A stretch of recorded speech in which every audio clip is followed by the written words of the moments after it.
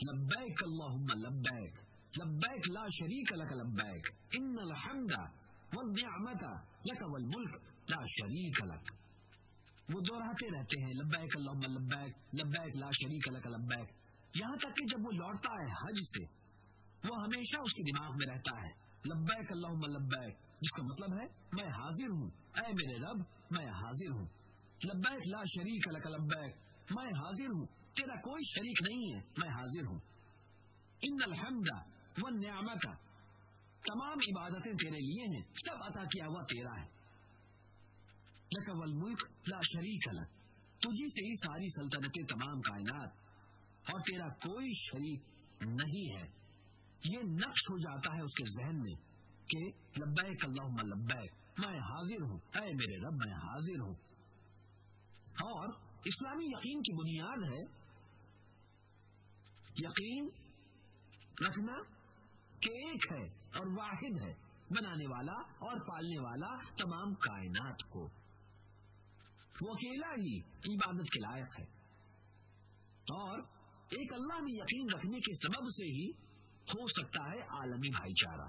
اس کا مطلب ہے اسی اللہ نے تمام انسانوں کو بنایا، چاہے آپ امیر ہیں یا غریب، چاہے آپ ایک مرد یا عورت، چاہے کالا یا گورا، کسی بھی ذات رنگ یا عقیدے سے آپ کا تعلق ہو، سب برابر ہیں کیونکہ سب کو بنایا ہے ایک اور واحد بنانے والے نے، خدا برتر نے. اگر آپ صرف ایک خدا کو مانتے ہیں تو عمل میں لا سکتے ہیں عالمی بھائی چارے کو. یہی سبب ہے کہ سبھی بڑے مذاہب جو خدا کے تصور میں یقین رکھتے ہیں ان میں سے زیادہ تر یقین رکھتے ہیں وجود پر ایک خدائے برتر کے. اور آکسفورڈ ڈکشنری کے مطابق مذہب کا مطلب ہے ایک یقین انسانوں پر حکومت کرنے والی سب سے بڑی طاقت میں ایک خدا یا بہت سے جو عبادت اور فرما برداری کے لائق ہے. اس لیے مختصر میں اگر آپ تجزیہ کرنا چاہتے ہیں کسی مذہب کا تو آپ کو سمجھنا ہوگا اس مذہب میں خدا کا تصور. اور کسی بھی مذہب میں خدا کے تصور کو سمجھنے کا بہترین طریقہ یہ نہیں ہے کہ دیکھا جائے ماننے والے کیا کر رہے ہیں، کیونکہ بہت سے ماننے والے خود نہیں جانتے ان کی مذہبی کتابیں خدا کے بارے میں کیا کہتی ہیں. بہترین طریقہ ہے تجزیہ کرنے کا کہ اس مذہب کی کتابیں خدا کے بارے میں کیا کہتی ہیں. اور قرآن حکیم فرماتا ہے سورہ آل عمران میں سورہ نمبر 3 آیت نمبر 64، قل یا اہل الکتاب، آپ کہہ دیجیے کہ اہل کتاب، تعالوا الی کلمۃ سواء بیننا و بینکم، ایسی انصاف والی بات کی طرف آؤ جو ہم میں تم میں برابر ہے. پہلی بات کیا ہے؟ اللہ نعبد الا اللہ، اللہ تعالیٰ کے سوا کسی کی عبادت نہ کرو. ولا نشرک بہ شیئا، نہ اس کے ساتھ کسی کو شریک بنائے. ولا یتخذ بعضنا بعضا اربابا من دون اللہ، نہ اللہ تعالیٰ کو چھوڑ کر آپس میں ایک دوسرے کو ہی رب بنائے. فإن تولوا، پس اگر وہ منہ پھیر لیں، فقولوا اشہدوا، تو تم کہہ دو کہ گواہ رہو، بأننا مسلمون، ہم تو مسلمان ہیں، جھکاتے ہیں اپنی منشا کو سامنے اللہ کے. اللہ آپ کو ایک راستہ دکھاتا ہے کس طرح بات کی جائے مختلف لوگوں سے. یہ کہتا ہے تعالوا الی کلمۃ سواء بیننا و بینکم، ایسی انصاف والی بات کی طرف آؤ جو ہم میں تمہیں برابر ہے. پہلی بات کیا ہے؟ اللہ نعبد الا اللہ، کہ ہم اللہ کے سوا کسی کی عبادت نہ کریں. ولا نشرک بہ شیئا، نہ اس کے ساتھ کسی کو شریک بنائیں. اس لیے خدا کے تصور کو سمجھنے کے لیے کسی بھی مذہب میں ہمیں سمجھنا ہوگا کہ کتابیں کیا بولتی ہیں خدا برتر کے بارے میں. اگر آپ نے خدا کے تصور کو سمجھ لیا آپ سمجھ جائیں گے مذہب کو. ہم سب سے پہلے تجزیہ کرتے ہیں خدا کے تصور کا ہندوازم میں.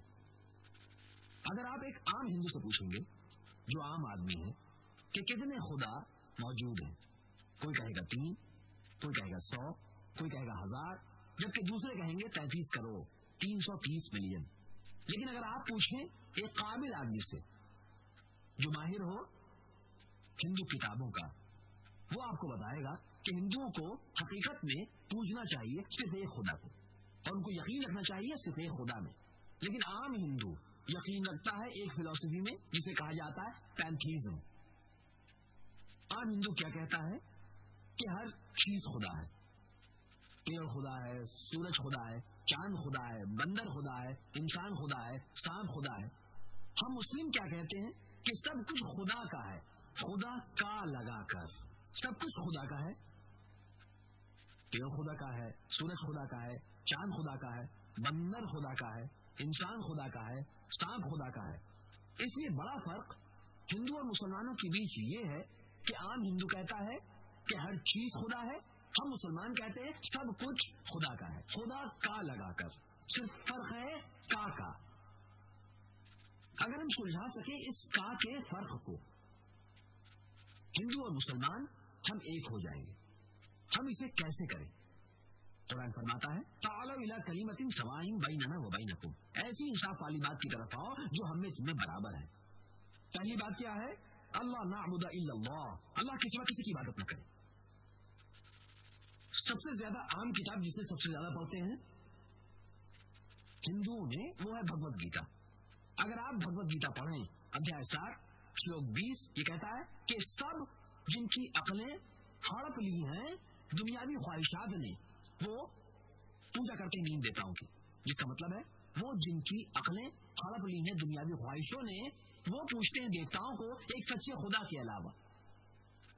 और अगर आप उपनिषद पढ़ें, जो एक और मजहबी किताब है हिंदुओं की, इसका जिक्र है छंदोग्य उपनिषद में अध्याय 6 वर्ग नंबर 2 श्लोक नंबर 1, एकम एव द्वितीयम, सिर्फ एक खुदा है दूसरा नहीं। इसका जिक्र है श्वेताश्वातरा उपनिषद में अध्याय नंबर 6 श्लोक नंबर 9, न कस्य कसिज जनिता न कदीपा, जिसका मतलब है उसका खुदा बढ़तर का कोई पालनहार नहीं है और न ही उसके कोई माँ बाप है।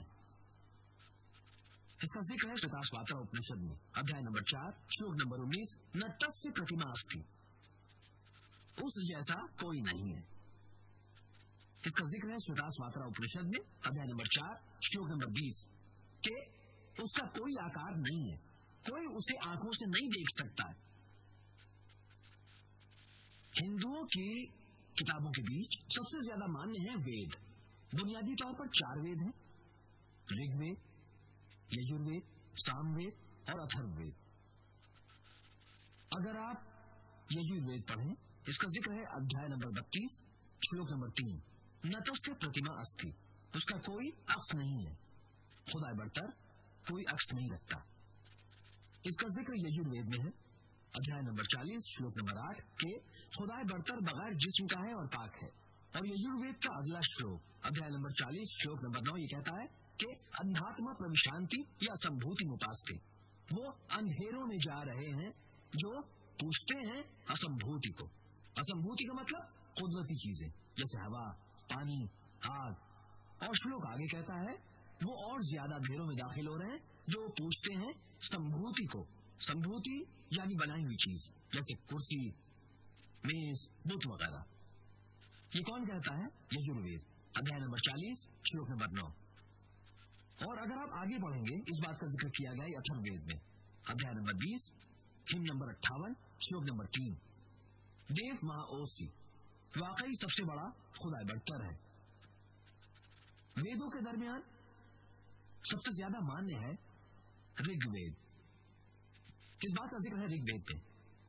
किताब नंबर 1 हिम नंबर 164 श्लोक नंबर 46 के साधु, संत और महापुरुष खुदा बढ़तर को पुकारते हैं बहुत से नामों से। और अगर आप पढ़ें ऋग्वेद किताब नंबर 2 हिम नंबर 1, बहुत सारी सिफात है खुदा बढ़तर की, उनमें एक है जिसका जिक्र ऋग्वेद में है। किताब नंबर 2 हिम नंबर 1 श्लोक नंबर 3, ब्रह्मा। अगर आप ब्रह्मा का तर्जुमा अंग्रेजी में करें, इसके एक मायने पैदा करने वाला है। अगर अरबी में तर्जुमा करें, इसका मतलब है खालिक।